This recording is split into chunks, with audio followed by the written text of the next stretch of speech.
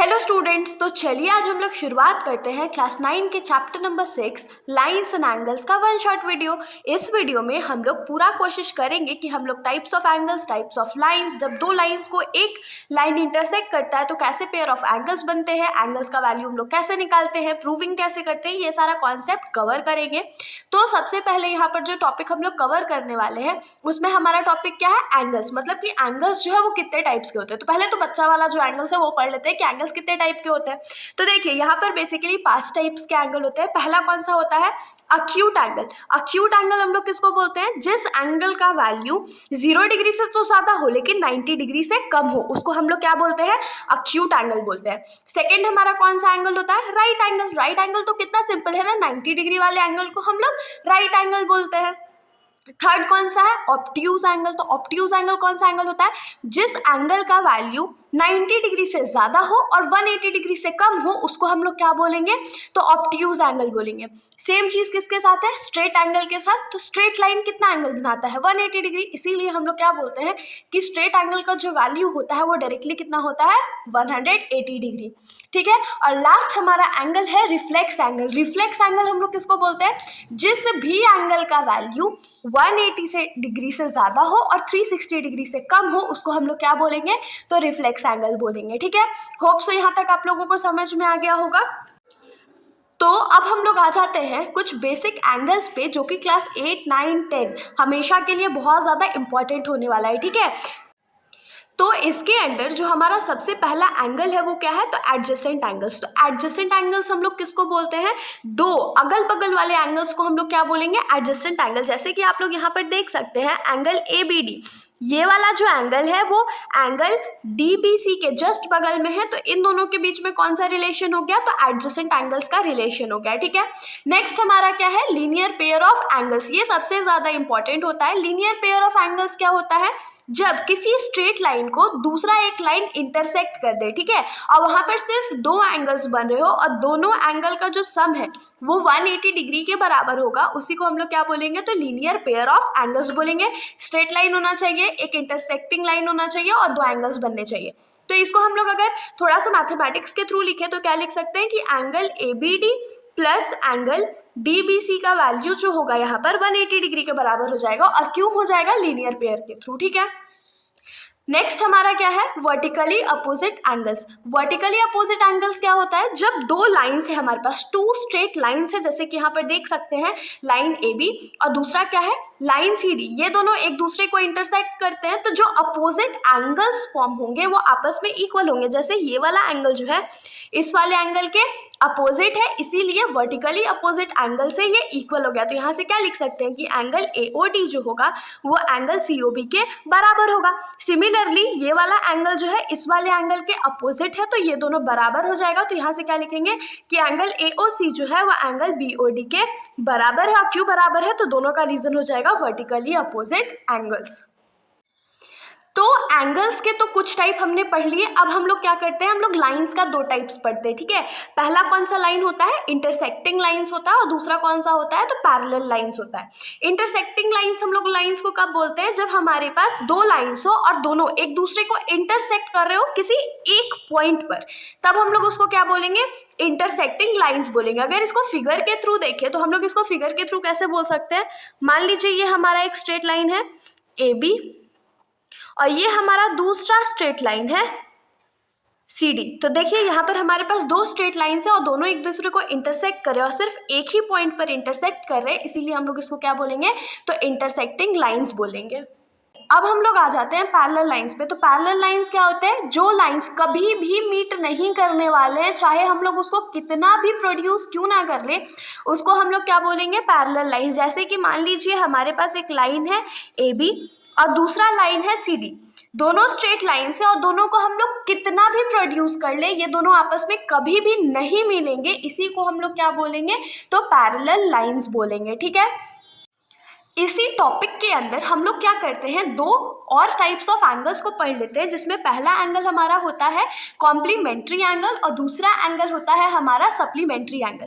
तो complementary angles क्या होते हैं, जिन एंगल्स का सम जो है 90 डिग्री के बराबर होता है उसको हम लोग क्या बोलते हैं, कॉम्प्लीमेंट्री एंगल्स। जैसे कि यहाँ पर हम लोग क्या बोल सकते हैं, अगर x प्लस वाई दो एंगल्स है हमारे पास और दोनों का जो सम है वो 90 डिग्री के बराबर हो गया, तो ये दोनों आपस में क्या हो जाएंगे, कॉम्प्लीमेंट्री एंगल्स हो जाएंगे। सेम चीज क्या है सप्लीमेंट्री एंगल्स के साथ। तो सप्लीमेंट्री एंगल्स हम लोग किसको बोलते हैं, जब दो एंगल्स का सम जो है वो 180 डिग्री के बराबर हो जाता है तब हम लोग उसको सप्लीमेंट्री एंगल्स बोल सकते हैं। जैसे कि अगर मान लीजिए angle x plus angle y का वैल्यू 180 डिग्री हो गया, तो ये दोनों क्या हो जाएंगे, आपस में सप्लीमेंट्री एंगल्स हो जाएंगे।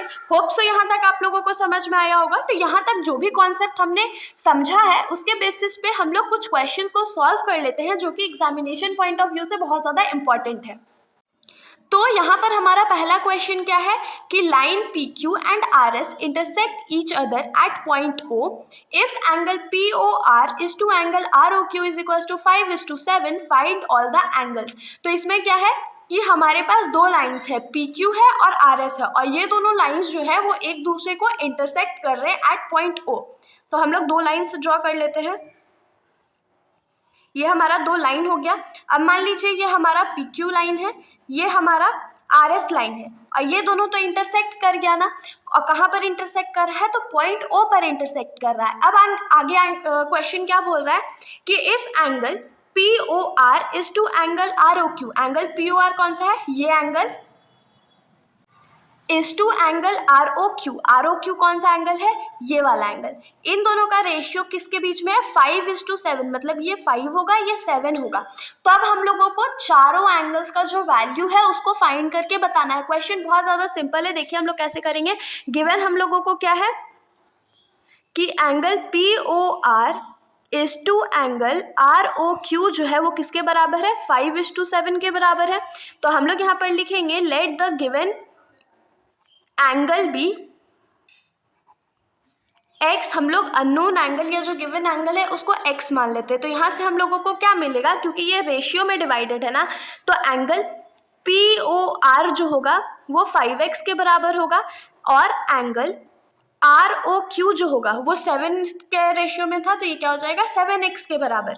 नाउ यहाँ पर देखिए angle POR plus angle ROQ का वैल्यू कितना होगा, 180 डिग्री। 180 डिग्री क्यों, क्योंकि ये लीनियर पेयर फॉर्म कर रहा है। लीनियर पेयर कैसे फॉर्म कर रहा है, तो देखिए ये स्ट्रेट लाइन था, ये लाइन इसको इंटरसेक्ट कर रहा है, दो एंगल्स बना रहा है, और जब स्ट्रेट लाइन पे दो एंगल्स बनते हैं तो उनका सम लीनियर पेयर के थ्रू 180 डिग्री होता है। तो यहाँ पर क्या लिखेंगे कि now angle POR plus angle ROQ का जो वैल्यू है वो 180 डिग्री के बराबर हो गया। 180 डिग्री क्यों, तो लीनियर पेयर के थ्रू। तो यहाँ पर हम लोग रीजन में लिख देंगे लीनियर पेयर। बिना रीजन लिखे क्वेश्चन नहीं बनाना है, वरना बहुत ज़्यादा मिस्टेक हो सकता है और मार्क्स कटने के चांसेस भी जो है वो बढ़ जाएंगे। तो अब यहाँ पर एंगल POR का वैल्यू हमारे पास क्या था, 5x था।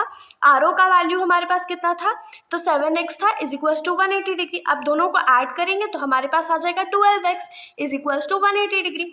अब जो 12 लेफ्ट साइड में x के साथ मल्टीप्लाई में है, जब हम लोग उसको राइट साइड भेजेंगे तो वो डिवाइड में आ जाएगा, तो ये 180 डिग्री डिवाइडेड बाई 12 हो गया।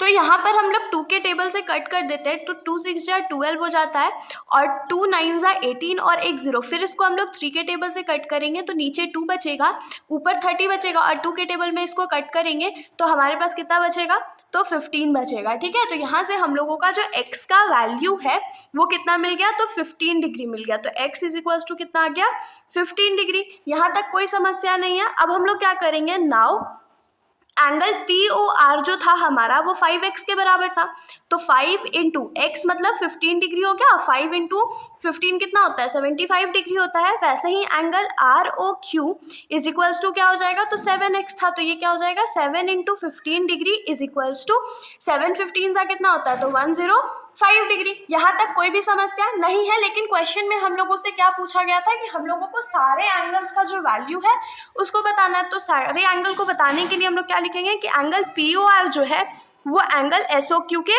बराबर है। क्यों बराबर है, तो वर्टिकली अपोजिट एंगल्स के थ्रू।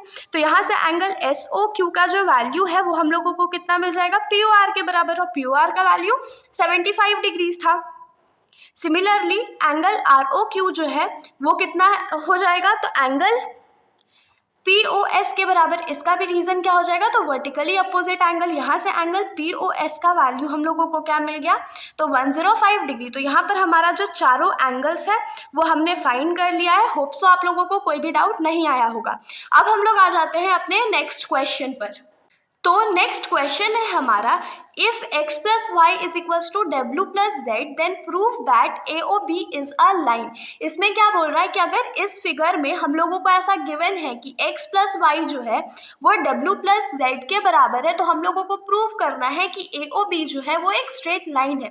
तो AOB को लाइन प्रूव करने के लिए हम लोगों को क्या करना पड़ेगा, हम लोगों को ये शो करना पड़ेगा कि इसके दो एंगल्स का सम जो है वो 180 डिग्री के बराबर है। देखिए अगर हम लोग प्रूव कर दें कि x प्लस वाई का सम जो है वो 180 डिग्री है, तो हम लोग क्या लिख पाएंगे कि अगर किसी भी लाइन में 180 डिग्री फॉर्म होता है तो वो क्या हो जाता है, एक स्ट्रेट एंगल फॉर्म करता है। और स्ट्रेट एंगल कब फॉर्म होता है, जब वो स्ट्रेट लाइन होगा। बस सिंपली हम लोगों को क्या प्रूव करना है कि x प्लस वाई का वैल्यू 180 डिग्री के बराबर है। अब यहाँ पर हम लोग इसको सॉल्व कैसे करेंगे, तो हम लोग लिखेंगे, हम लोगों को गिवन क्या है कि x प्लस वाई का जो वैल्यू है वो W प्लस जेड के बराबर है। अब x plus y is equal to डब्ल्यू प्लस जेड हम लोगों को मिल गया। और हम लोग यहाँ से क्या देख सकते हैं कि x plus y plus z plus डब्ल्यू पूरा एक कंप्लीट एंगल फॉर्म कर रहा है ना। कंप्लीट एंगल का वैल्यू कितना होता है, 360 डिग्री। तो यहाँ से क्या लिखेंगे, x प्लस वाई प्लस डब्ल्यू plus z is equal to 360 degree. क्यों 360 डिग्री, क्योंकि ये एक पूरा कंप्लीट एंगल फॉर्म कर रहा है। अब यहाँ पर देखिए हम लोगों को गिवन क्या था कि x प्लस वाई जो है वो W प्लस जेड है, या इसको हम लोग क्या लिख सकते हैं, W प्लस जेड जो है वो x प्लस वाई है। तो यहाँ से क्या लिखेंगे, x प्लस वाई को रहने देते हैं और W प्लस जेड की जगह हम लोग क्या लिख लेते हैं, x प्लस वाई लिख लेते हैं, इज इक्वल टू 360 डिग्री हो गया। तो यहाँ पर देखिए x प्लस एक्स क्या हो जाएगा, 2x हो जाएगा, और y प्लस वाई क्या हो जाएगा, 2y हो जाएगा, is equal to 360 degree. x और y, ये जो 2x प्लस 2y है उसमें से अगर हम लोग 2 कॉमन ले ले तो क्या बचेगा, x प्लस वाई बचेगा, इज इक्वल टू 360 डिग्री। अब ये जो 2 लेफ्ट साइड पे मल्टीप्लाई में है, अगर उसको हम लोग राइट साइड में भेज देंगे तो वो डिवाइड में चला जाएगा। तो यहाँ से x plus y is equal to क्या हो जाएगा, 360 डिग्री डिवाइडेड बाई 2। और जब इसको 2 से डिवाइड कर देंगे तो हमारा जो वैल्यू है वो कितना आ जाएगा, तो 180 डिग्री। तो यहाँ से हम लोगों को क्या मिल गया कि x प्लस वाई का जो वैल्यू होगा वो 180 डिग्री हो जाएगा। अब हम लोग क्या लिखेंगे कि now if x plus y जो है वो 180 डिग्री है, then they are in linear pair.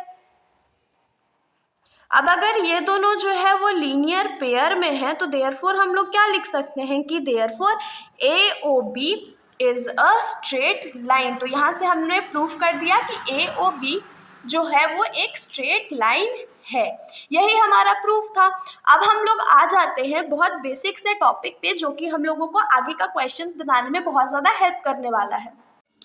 तो हमारा यहाँ पर टॉपिक है ट्रांसवर्सल। तो ट्रांसवर्सल क्या होता है, a line which intersects 2 parallel lines. तो एक ऐसा लाइन जो कि 2 पैरेलल लाइंस को इंटरसेक्ट करेगा। जैसे ये दोनों लाइन जो है वो आपस में पैरेलल है, इसको एक अगर लाइन इंटरसेक्ट कर दे तो इसको हम लोग क्या बोलेंगे, ट्रांसवर्सल बोलेंगे। तो एक ऐसा लाइन जो कि 2 पैरेलल लाइंस को इंटरसेक्ट करता हो उसको हम लोग क्या बोलते हैं, तो ट्रांसवर्सल बोलते हैं। ठीक है। अब यहाँ पर क्या बोल रहा है, एक थ्योरम था हमारे बुक में जिसमें लिखा हुआ था कि lines which are parallel to the same line are parallel to each other. मतलब इसमें क्या बोल रहा है कि हमारे पास 2 लाइंस है, ठीक है, 2 स्ट्रेट लाइंस है। यहाँ पर से हम लोग एक एग्जाम्पल के साथ इसको समझ लेते हैं। मान लीजिए हमारे पास एक लाइन है AB और इसी लाइन के पैरेलल हमारा दूसरा लाइन है CD।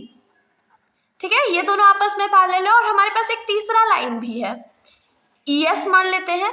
और ये लाइन भी जो है वो AB के पैरेलल है, CD भी AB के पैरेलल है और EF जो है वो भी AB के पैरेलल है। तो यहाँ से हम लोग क्या बोल पाएंगे कि EF जो होगा वो CD के भी पैरेलल होगा। अगर हम लोगों को इसको लिखना होगा तो कैसे लिखेंगे कि if CD is parallel to AB and EF जो है वो भी AB के पैरेलल है। तो यहाँ पर इक्वेशन नंबर 1 और इक्वेशन नंबर 2 से हम लोग क्या लिख सकते हैं कि CD जो होगा वो EF के पैरेलल होगा। क्यों EF के पैरेलल होगा, देखिए दिख रहा है ना कि जो लाइंस ये इसके पैरेलल है, ये इसके पैरेलल है, तो ये दोनों भी तो आपस में पैरेलल ही होगा। बहुत सिंपल सा ये थ्योरम था। अगर क्वेश्चन पूछ लिया जाए तो बना दीजिएगा, और नहीं पूछा जाए तो इससे रिलेटेड क्वेश्चंस हम लोगों को अभी बनाने को आएंगे। तो हमारे पास एक क्वेश्चन है कि if AB is parallel to CD, EF is perpendicular on CD and angle GED is equals to 126 degree, find angle AGE, angle GEF and angle FGE। तो इसमें क्या बोला है कि लाइन हमारा AB जो है वो CD के पैरेलल है, EF जो है वो CD के ऊपर परपेंडिकुलर है, मतलब यहाँ पर जो एंगल बन रहा है वो कितना बन रहा है, 90 डिग्री बन रहा है। और आगे एंगल क्या बोला गया है कि एंगल GED जो है, GED ये फुल एंगल जो है वो कितना है, 126 डिग्री है। तो हम लोगों को कौन सा एंगल बताना है, एंगल AGE बताना है, AGE ये वाला एंगल बताना है। और उसके बाद कौन सा एंगल बताना है, तो GEF ये एंगल बताना है। और लास्ट में हम लोगों को एंगल FGE ये वाला एंगल बताना है। तो आप लोगों को लग रहा होगा बहुत डिफिकल्ट है, बहुत डिफिकल्ट नहीं है, बहुत सिंपल सा क्वेश्चन है। हम लोग कैसे यूज करेंगे, तो देखिए यहाँ पर हम लोगों को क्या दिख रहा है कि AB जो है, या गिवन भी हम लोगों को क्वेश्चन में कि AB जो है वो CD के पैरेलल है, और हम लोग यहाँ पर क्या देख सकते हैं कि GE जो है वो ट्रांसवर्सल है, and GE is a transversal, यहाँ पर लिख देंगे GE इज अ ट्रांसवर्सल। तो इस हिसाब से एंगल AGE जो होगा वो एंगल GED के बराबर होगा। क्यों बराबर होगा, तो ऑल्टरनेट इंटीरियर एंगल्स के थ्रू। तो angle AGE is equal to angle GED, और रीजन इसका क्या लिखेंगे, तो ऑल्टरनेट इंटीरियर एंगल्स। अब एंगल AGE हम लोगों को चाहिए था जो कि GED के बराबर है, और GED का वैल्यू हम लोगों को 126 डिग्री पहले से क्वेश्चन में गिवन था। अब हम लोग आ जाते हैं दूसरे वाले एंगल पे, जिसमें हम लोगों को ये एंगल GEF फाइंड करना है। तो इस एंगल को फाइंड करने के लिए हम लोग क्या कर सकते हैं, तो यहाँ पर देखिए हम लोग क्या लिखेंगे कि एंगल GED जो है वो किसके बराबर है, तो angle GEF plus angle FED के। तो GEF प्लस एंगल FED के। अब यहाँ पर एंगल GED जो है उसका वैल्यू 126 डिग्री है, ये हम लोगों को ऑलरेडी पता है। एंगल GEF हम लोगों को फाइंड करना है, और एंगल FED का वैल्यू हम लोगों को 90 डिग्री क्वेश्चन में दिख रहा है। तो ये जो 90 राइट साइड में प्लस में है, उसको जब लेफ्ट साइड लेके आएंगे तो वो माइनस में हो जाएगा। तो 126 degree minus 90 degree is equals to angle GEF, और जब माइनस कर देंगे तो ये क्या हो जाएगा, 36 डिग्री। तो यहाँ से हम लोगों को क्या मिल गया कि एंगल GEF का जो वैल्यू है वो कितना है, तो 36 डिग्री है। और लास्ट हम लोगों को क्या बताना था, एंगल FGE इस वाले एंगल का वैल्यू। अब यहाँ पर हम लोग फिर से यही लिखने वाले हैं कि AB जो था वो CD के पैरेलल है, और GE जो है वो ट्रांसवर्सल है। तो वहाँ से this angle plus this angle का वैल्यू क्या हो जाएगा, तो 180 डिग्री। क्यों 180 डिग्री, तो angles on the same side of the transversal gives a sum of 180 degree. तो यहाँ पर हम लोग लिखेंगे कि सिंस AB जो है वो CD के पैरेलल है, और GE जो है वो एक ट्रांसवर्सल है, तो उस हिसाब से एंगल FGE का वैल्यू प्लस एंगल GED का वैल्यू का सम क्या हो जाएगा, 180 डिग्री के बराबर। और रीजन क्या लिखेंगे, angles on same side of transversal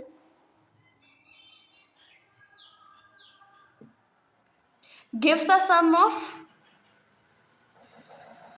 180 degree. तो अब यहाँ से एंगल FGE का वैल्यू हम लोगों को नहीं पता है, लेकिन GED का वैल्यू तो पता है ना, 126 डिग्री। तो 126 degree is equal to 180 degree हो गया। अब जो 126 डिग्री लेफ्ट साइड पे प्लस में है, उसको राइट साइड भेजेंगे तो वो माइनस में हो जाएगा। तो इसको सिंपली क्या करेंगे, माइनस करेंगे, और हमारा जो आंसर है वो आ जाएगा।